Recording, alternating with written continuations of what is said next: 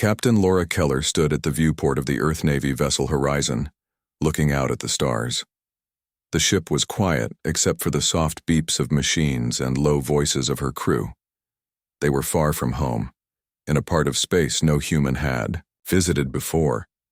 "Captain, we're receiving the signal again," said Lieutenant Ben Oliver from his station. His fingers moved quickly over the control panel. "It's stronger this time." Laura walked over and looked at the screen. The strange pattern of lights and sounds had first appeared 3 days ago. Nobody knew what it meant. "Get Dr. Patterson up here," she ordered. 5 minutes later, Noah Patterson hurried onto the bridge. The science officer's eyes were red from lack of sleep. He had been working nonstop trying to understand the alien message. "I think I've got something, Captain," he said, plugging his tablet into the main system. "The signal repeats every 42 minutes. There's a pattern in it that might be language." On the large screen, strange symbols appeared. Some looked like waves. Others like geometric shapes. "Can you translate it?" Laura asked. Noah nodded slowly. "Parts of it. It's a warning." The room went silent. Everyone turned to look at the science officer. "A warning about what?" Laura's voice was calm, but her heart beat faster. "About something called the Galactic Hegemony. They're coming to our solar system. They don't like how fast humans are developing technology." Chief Security Officer Gregory Banks spoke up from his station. "Are we talking about an invasion?" "I don't know yet," Noah answered. "But there's more to the message. It says we should prepare." Laura took a deep breath. "Send everything to Earth. Command. Tell them we need to talk immediately." 2 weeks later, the Horizon was in position at the edge of the solar system. Earth Command had ordered them to wait there and make contact with whoever sent the warning. Laura sat in her command chair. The bridge crew was tense. Several large ships had just appeared on their sensors. "They're massive," said Gregory. "Each one is at least 10 times our size." "Are they armed?" Laura asked. "Yes. Heavy weapon systems, but nothing powered up yet." The communication officer spoke next. "Captain, we're being hailed." Laura straightened her uniform. On screen. The view screen changed to show a being unlike anything they had ever seen. It had blue-gray skin and 4 eyes arranged in a diamond pattern. When it spoke, its words were translated by the computer. "I am High Commander Vexnar of the Galactic Hegemony Diplomatic Fleet. Who speaks for your vessel?" "I am Captain Laura Keller of the United Earth Navy vessel Horizon. We received your message." The alien seemed surprised. "What message?" Noah whispered to Laura. "The warning must have come from someone else." Laura nodded slightly. "We received a communication about your arrival, High Commander. We are here to establish peaceful contact." Vexnar's upper eyes narrowed. "I see. Then you are aware of why we have come. We understand you have concerns about our technological development." "Concerns?" "No, Captain. The hegemony has determined that humanity's rate of advancement is dangerously unpredictable. Your species moves from discovery to weaponization too quickly." Laura kept her voice steady. "With respect, High Commander, how we develop is our decision." "No, longer," said Vexnar. "The hegemony includes 7 advanced species who maintain order in this sector of the galaxy. We have observed Earth for decades. Your artificial intelligence research and quantum physics experiments must cease immediately." Laura felt her anger rise but kept it hidden. "Those technologies are essential to solving our planet's problems. They are dangerous in the hands of your kind." Vexnar's tone was dismissive. "We will meet with your leaders to discuss terms. Prepare to escort our diplomatic vessel to Earth." The meeting room at the United Nations headquarters in New York was filled with tension. Earth's leaders sat on one side of the large table, the alien delegation on the other. Ambassador Dylan West led the human team. He had been a diplomat for 30 years, but nothing had prepared him for this day. "The hegemony's demands are clear," said Vexnar. "All research into artificial general intelligence must stop. All quantum computing beyond current levels must cease. All deep space missions beyond your solar system must be halted." Dylan leaned forward. "And if we refuse? Then we will be forced to limit your development by other means." President Kate Morrison spoke up. You're threatening us. We are protecting the galaxy from your kind's reckless advancement, replied another alien, who had been introduced as Science Minister Zultak. You do not understand the dangers of the technologies you are developing. Noah Patterson, who had been invited to the meeting as an advisor, raised his hand to speak. With respect, we have studied the risks. We have safety protocols. Zultak made a sound like a laugh. Human protocols are insufficient. Your species only emerged from primitive states a few thousand years ago.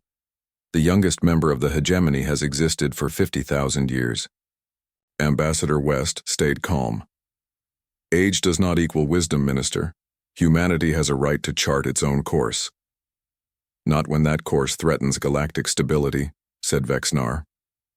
President Morrison stood up. We will not accept these terms. Earth is a sovereign planet. Vexnar's 4 eyes blinked in sequence. You have 1 Earth month to reconsider. After that, we will take action to protect the galaxy from human recklessness. The aliens stood and left the room without another word. Captain. Keller guided the Horizon away from Earth, escorting the hegemony ship back to the edge of the solar system. They really think they can just come here and tell us what to do, said Gregory, shaking his head. Species with advanced technology often develop advanced arrogance to match, Laura replied. Noah was at his station, studying data on his screen. Captain, I'm detecting unusual energy signatures from the hegemony ship. They're sending transmissions to somewhere outside our solar system. Can you tell what they're saying? Laura asked. No, but the signals are powerful. Whatever they're communicating with is far away. Laura had a bad feeling. Keep monitoring them, I want to know. She was interrupted by an alarm. Lieutenant Oliver called out, Captain, sensors are picking up massive energy readings from beyond Pluto's orbit. Multiple objects heading toward the solar system at high speed. Show me, Laura ordered. The main screen displayed the sensor readings. Dozens, perhaps hundreds of large objects were approaching. Noah looked up from his station, his face pale. Captain, I think they've already made their decision. They were never planning to wait a month. Get us back to Earth, maximum speed, Laura ordered. And send a message. To command. Tell them the hegemony lied, they're coming now. As the Horizon turned toward Earth, Laura looked at the tactical display. The hegemony ship was already accelerating away, heading to join what could only be an invasion fleet. They think we're weak, she said quietly. They think we'll surrender, without a fight. Gregory checked his weapons systems. Then they don't know humans very well. No, Laura agreed. And that might be the one advantage we have. The Horizon raced toward Earth, carrying a warning that was already too late. 2 years passed since the first meeting with the galactic hegemony. Earth had changed. Cities now had giant shield generators rising above their tallest buildings. Military bases filled with new weapons and ships could be found on every continent. The moon was no longer just a satellite, but a fortress with missile platforms and early warning systems. Olivia Grant stood in her lab at the Denver Defense Complex, looking at the device on her workbench. It was small, about the size of an old laptop, but it might be humanity's best hope. For 18 months, she had studied the limited data they had on hegemony technology. Any progress? Asked Commander Ryan Fletcher as he walked into the lab. His uniform was crisp, but the dark circles under his eyes showed his exhaustion. I think so, Olivia said, pushing her red hair back from her face. Their shields operate on a very specific frequency. If we can disrupt that frequency, we might be able to get through their defenses. Ryan looked at the device. Will it work? In theory. But we need more data to be sure. She picked up a small tool and adjusted something inside the device. How are the defense preparations going? Ryan sighed. Not fast enough. The hegemony scout ships have been spotted near Jupiter. President Morrison is addressing the world tonight. Olivia turned on a screen in her lab. The news was showing footage of alien ships in the distance, tiny dots against Jupiter's massive form. They're coming, she said quietly. Ryan nodded. That's why we need your device to work. I'm doing my best, Olivia replied. But I'm still missing something. We need to understand how they generate their shield frequencies. Ryan's communication device buzzed. He looked at it and frowned. I have to go. There's a meeting at command. Keep working, Olivia. We're running out of time. After Ryan left, Olivia returned to her work. As she studied the alien technology patterns, her assistant Eric Taylor burst into the lab. Did you see the news? He asked, out of breath. The early warning system just picked up a large energy signature from the main hegemony fleet.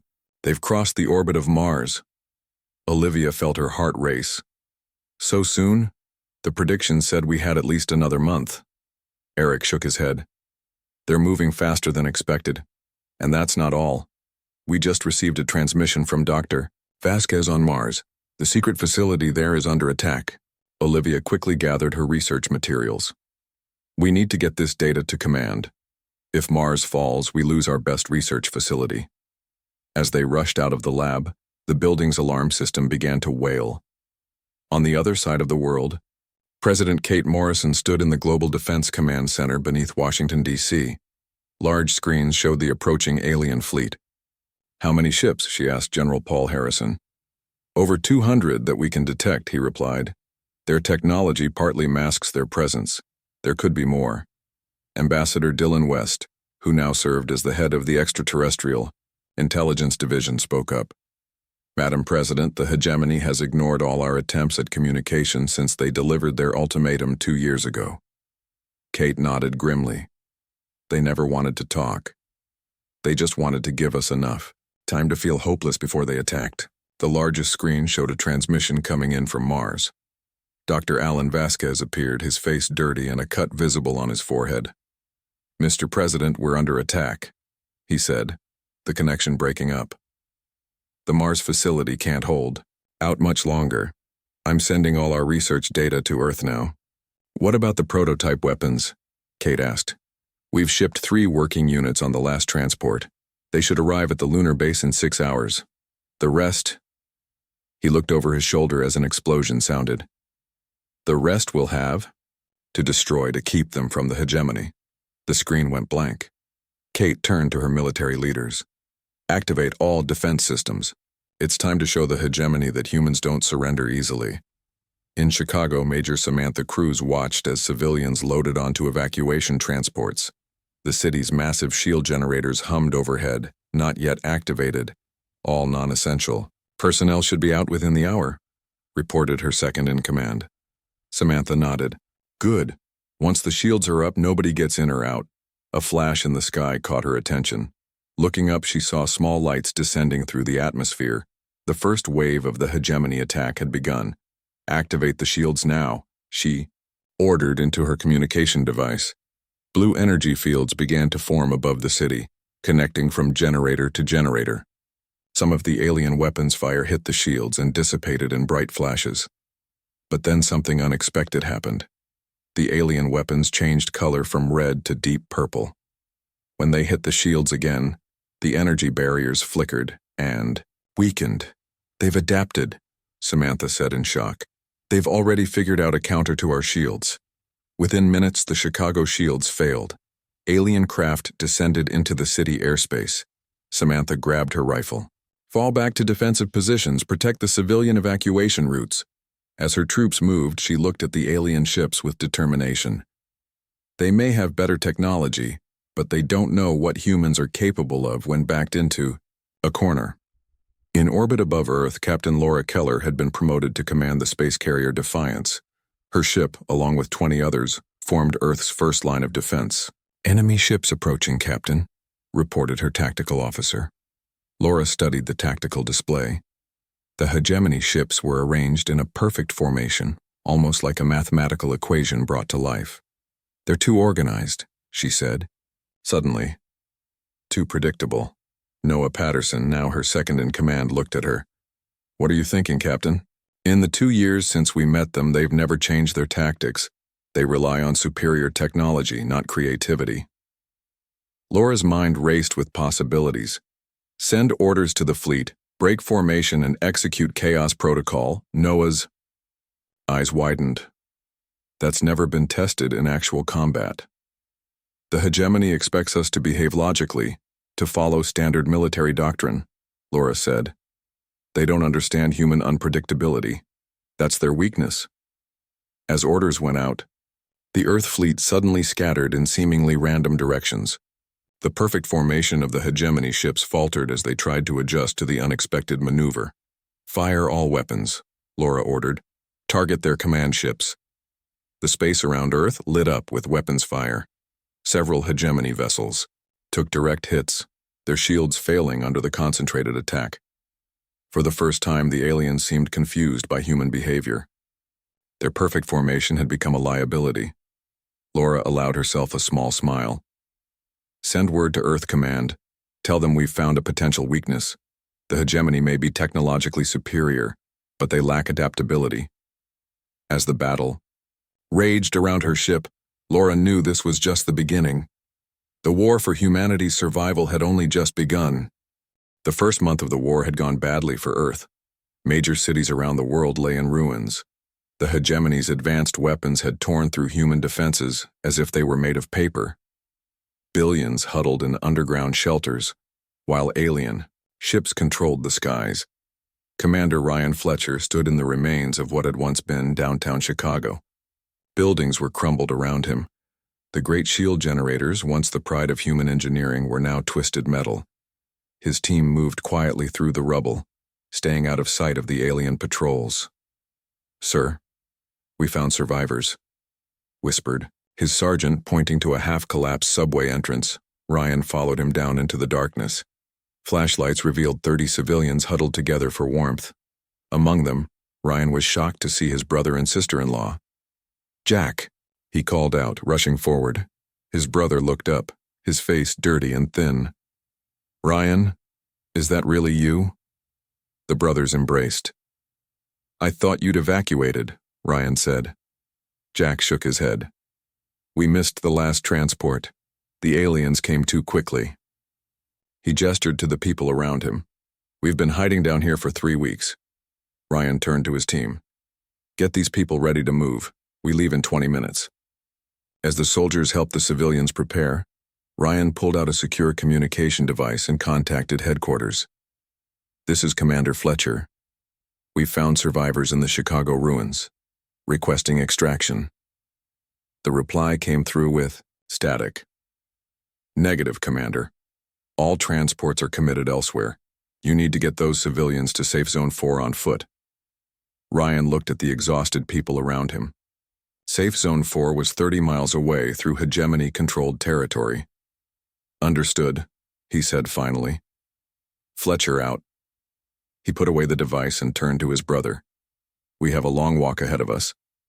In the hidden laboratory beneath the Rocky Mountains, Olivia Grant worked frantically. Since the invasion began, she had been gathering data on the hegemony's weapons and shields from the front lines. With each failed human defense, she learned more about the alien technology. "I think I've found something," she told Eric, who had stayed by her side through the chaos. She pointed to her computer screen where complicated patterns flashed. "Their technology relies on a specific radiation frequency. That's why our weapons can't penetrate their shields." "Can we block it?" Eric asked. "Better," Olivia said with a tired smile. "We can disrupt it. Look at this." She activated the small device on her workbench. It hummed and emitted a faint blue glow. On her monitor, the test shield she had constructed from salvaged alien technology flickered and failed. "It works," Eric whispered in awe. "The prototype works," Olivia corrected him. "But we need to make it stronger and mass-produce it. If we can equip our remaining forces with these disruptors, we might have a chance." The lab door opened, and Dr. Alan Vasquez entered. He had escaped Mars just before the research facility fell, and had been working with Olivia ever since. "The first production models are ready," he announced. 20 disruptors ready for field testing." Olivia stood up. "I need to go with them. The devices might need adjustments in combat conditions." Alan looked concerned. "It's dangerous out there, Olivia." "Everywhere is dangerous now," she replied. "But this might be our only chance to fight back." Captain Laura Keller's ship, the Defiance, had survived the initial battles but was now hiding in the asteroid belt. Half her crew was dead, and the ship's systems barely functioned. But they were not defeated. Status report. She asked her remaining bridge officers. We've restored basic life support and weapons, reported Lieutenant Ben Oliver. But the main engines are still offline. We can't outrun the hegemony patrols if they find us, Laura nodded. For weeks they had been playing a deadly game of hide-and-seek with alien hunter ships. What about the other surviving vessels? The Intrepid and Valiant are also hiding in the belt. 3 smaller ships are using Jupiter's moons as cover, Ben replied. Noah Patterson entered the bridge carrying a tablet. Despite the dire situation, there was excitement in his eyes. Captain, we've intercepted a secure transmission from Earth. Dr. Grant has developed a weapon that might work against the hegemony shields. They're calling it Project Achilles. For the first time in weeks, Laura felt hope. Can we contact Earth? Not directly, Noah said, but we can receive their broadcasts. Then we listen and wait, Laura decided.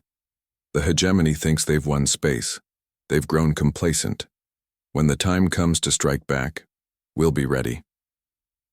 Major Samantha Cruz led the resistance in what had once been Europe.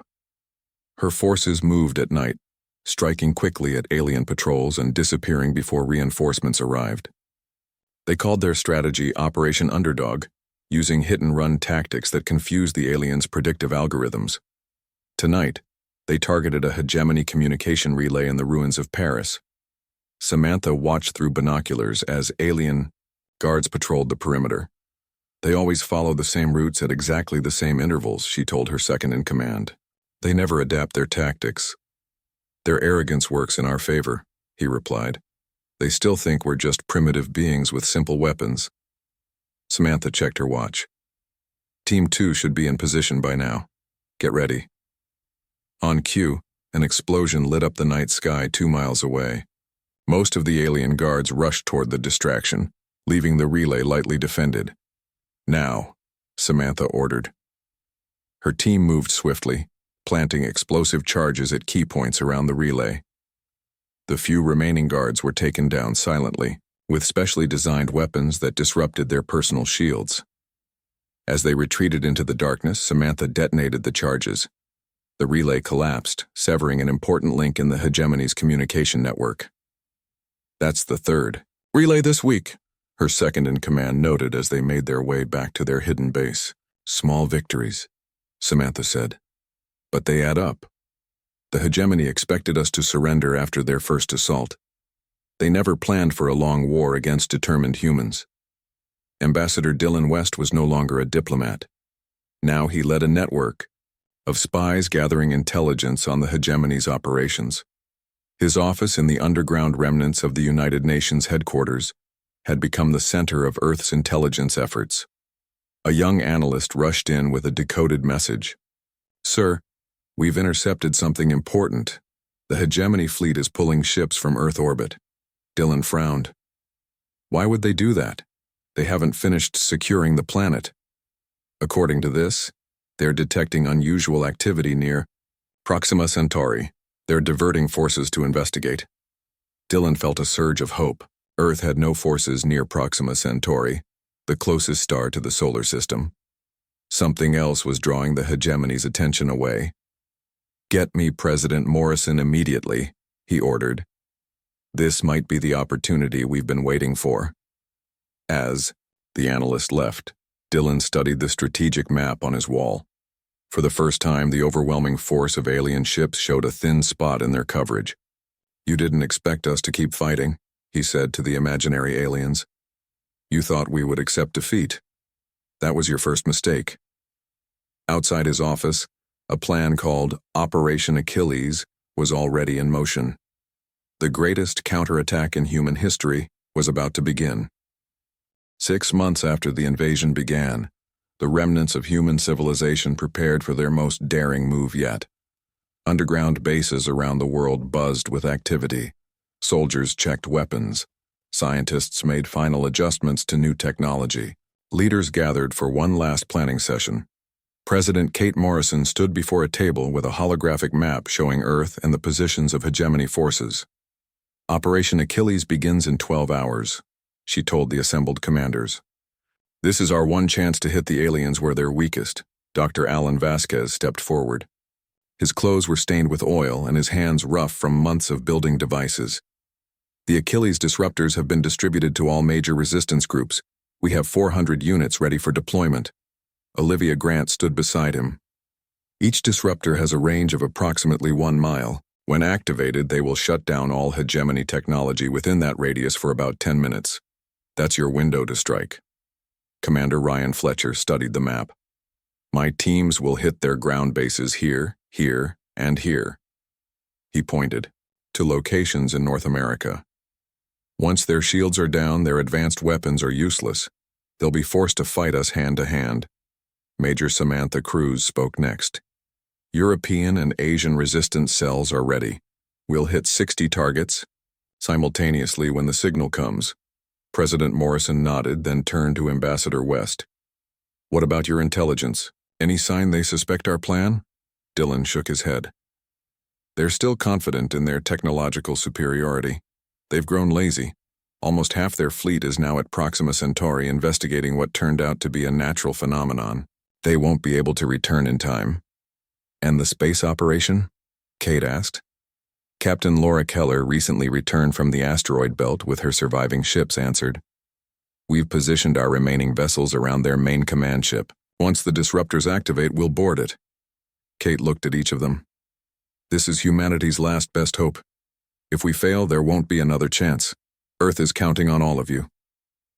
Olivia Grant crouched behind a fallen wall, gazing at the hegemony base across what had once been a park in Denver. The alien structure shimmered with the blue glow of their shields. 5 resistance fighters waited with her, each carrying standard weapons and one of the precious Achilles disruptors. Her communicator buzzed once. 2 hours until synchronization, whispered Eric, who was coordinating teams from their hidden command post. All teams report ready positions. Olivia checked her disruptor again. The small device represented months of work and the best hope for humanity's survival. She thought about all they had learned about the hegemony in the past 6 months. The aliens' technology was incredible, but they relied on it completely. Without their shields and energy weapons, they were physically weaker than humans. Their exoskeletons had evolved for low-gravity environments. 1 hour to synchronization. Eric's voice came again. Olivia looked up at the night sky. Somewhere up there, Laura and her space forces were preparing for their part of the plan. On board her ship, the Defiance, Captain Laura Keller addressed her crew. Many were civilians who had volunteered after their cities fell. They wore mismatched uniforms and carried a mix of standard weapons and salvaged alien technology. In 1 hour, we make our move against the hegemony command ship, she told them. For 6 months, they've believed they've won. Their arrogance has made them careless. The Defiance and 5 other human ships had been hiding in Earth's upper atmosphere, masked by a clever system designed by Dr. Patterson that mimicked space debris. The hegemony sensors had failed to detect them. When the disruptors activate, their shields will fall. Laura continued. We'll have 10 minutes to board their command ship and take control of their communication systems. If we succeed, we can send false orders to their entire fleet. Noah Patterson approached her after the briefing. The boarding team is ready, Captain. But I have to warn you, even with their technology disabled, the hegemony soldiers will fight. We're counting on it, Laura replied. But unlike them, we've been preparing to fight without fancy technology our whole lives. Commander Ryan Fletcher led his team through underground tunnels below Chicago. The network of sewers and subway lines had become the Resistance's highway system. His brother Jack moved beside him, now a fighter like the rest. Approaching target, whispered his scout. Hegemony patrol above. Ryan signaled his team to stop. They could hear the heavy footsteps of alien soldiers on the street above. The hegemony had grown confident in their patrols, no longer bothering to check the tunnels regularly. 30 minutes to synchronization, came the message through their secure communicators. Ryan checked his watch. All across the world, resistance fighters were moving into position. In 30 minutes, they would all strike at once, activating their disruptors and attacking in the window of vulnerability that followed. "Remember," he told his team quietly, "aim for the joints in their exoskeletons. Without their shields, they can be hurt, just like us." Major Samantha Cruz stood atop a ruined building in Paris with a clear view of the hegemony's European command center. Once it had been the Eiffel Tower. Now it was covered in alien technology, a symbol of Earth's defeat. "All teams report ready," her second-in-command told her. 15 minutes to synchronization. Samantha had spent months studying the aliens' movements. She knew their schedules, their habits, their weaknesses. The hegemony commanders always held their strategic meeting, at this time gathering in one place. It made them a perfect target. "The disruptor is in position," reported one of her fighters through the communicator. "Hidden at the base of the tower as planned." Samantha checked her watch. 10 minutes to synchronization. "Get ready to move, on my signal." Ambassador Dylan West sat in the underground command center, monitoring communications from resistance cells worldwide.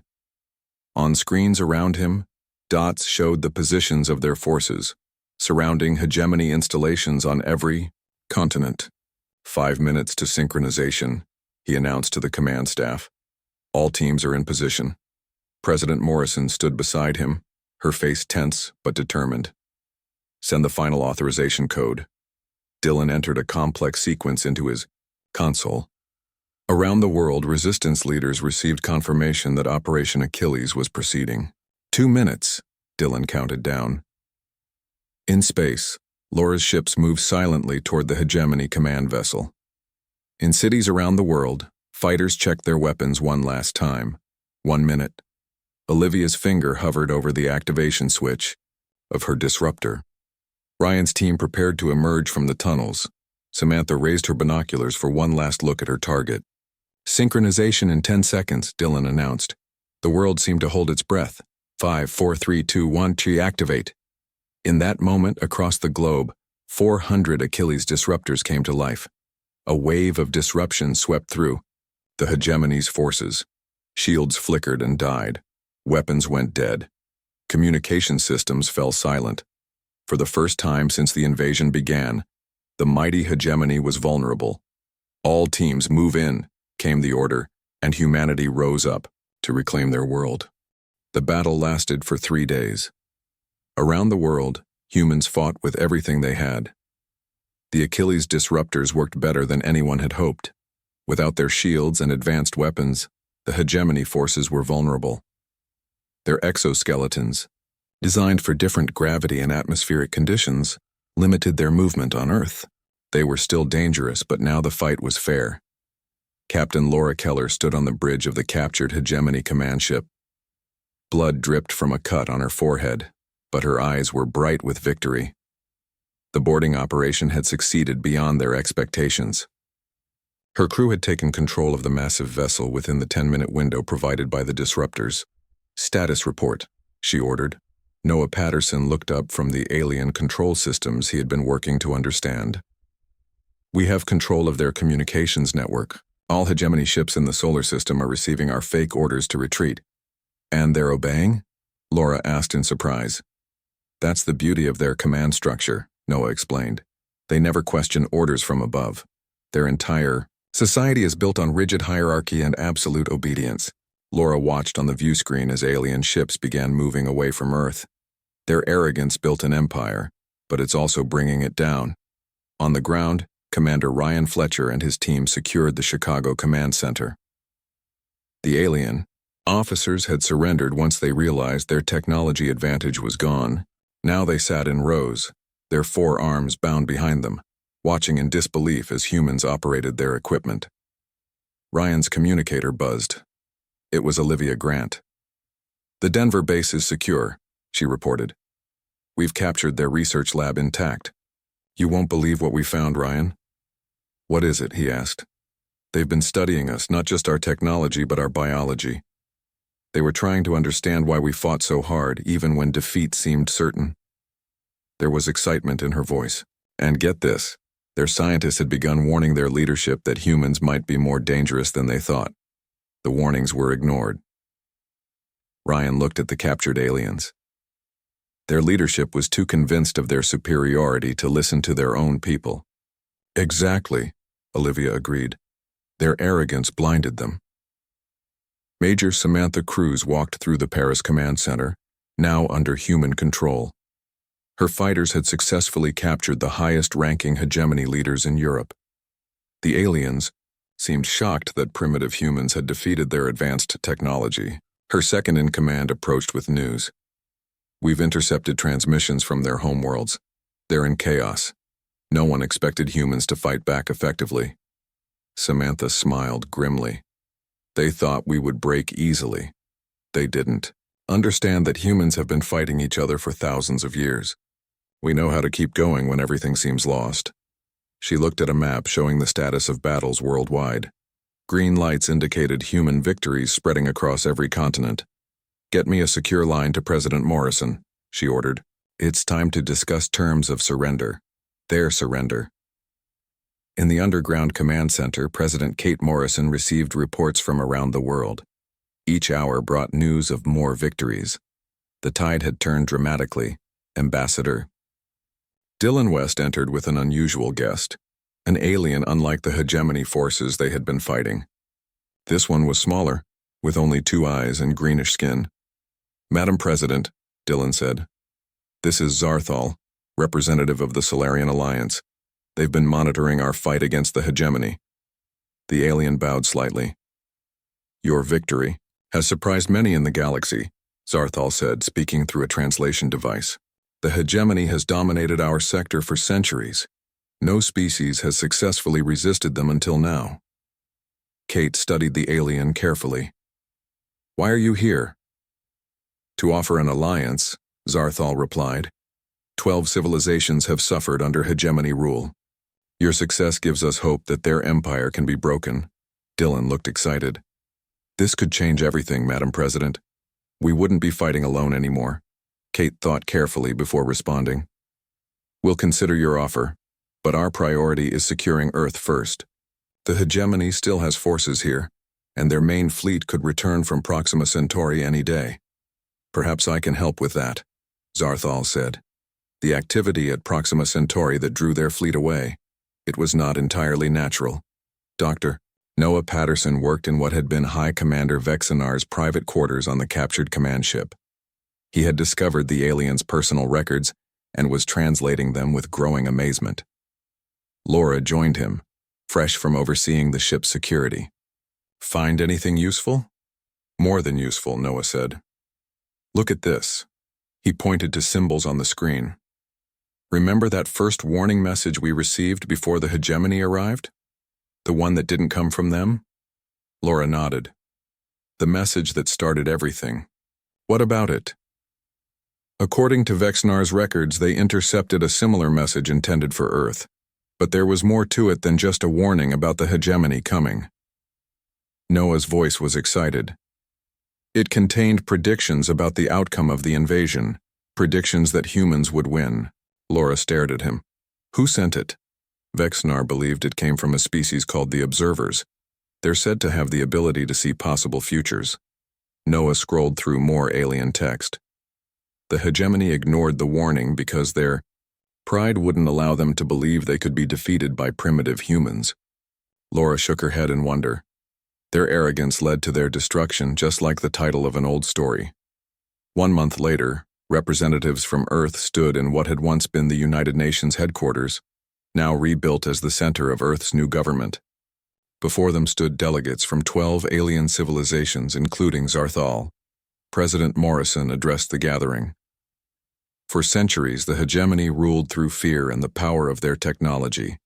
They believed themselves superior to all other life forms. That belief was their downfall. She gestured to Olivia Grant and Dr. Vasquez, who stood nearby with their Achilles device. They never imagined that a primitive species could find a weakness in their perfect technology.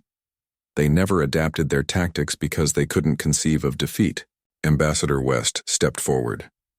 Today we form a new alliance, not one based on domination but on cooperation, not on arrogance, but on respect for each species' unique strengths. Outside the building, Captain Laura Keller and Commander Ryan Fletcher watched on a large screen as the historic treaty was signed. Around them, humans and friendly aliens worked together to rebuild New York City. "Do you think the hegemony will try again?" Ryan asked. Laura shook her head. "Their empire is collapsing across the galaxy. Other species are rising up, following Earth's example.